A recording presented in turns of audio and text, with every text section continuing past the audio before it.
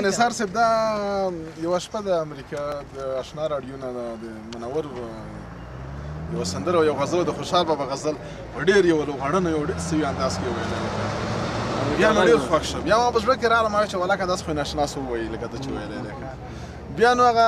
غزل چې پای ته ورسېد هغه فقیري په نوم باندې هغه انانسر و هغه ښایستې ته ویل ښایستې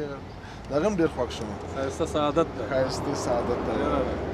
هغه ته یې وویل وایي چې ولا وایي دا غزل چې منور ویلی دی وایي دغسې ناشناس نه دی ویلی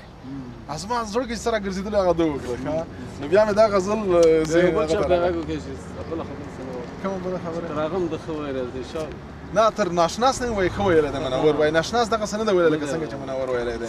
نو ما ورته دا غزل ویلو وایي دا بلبل د نیمې شپې و په ژړا و که دا څه ویلو غړن آواز د چا و دا ملنګ د خوشحال خان د غزل څوک و دا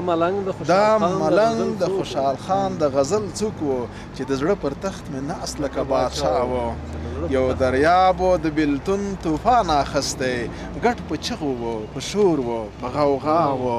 د دردونو دنګې څوکې ته ختلی یو زخمي شاهین و په هوا و پر زړګي مې کړي خوږې ګیندې راتېرې اخ قربانې چې هم درد و هم دوا و د ملالې له ټپې و راوتلی که له ټپ نه د شهید کربلا و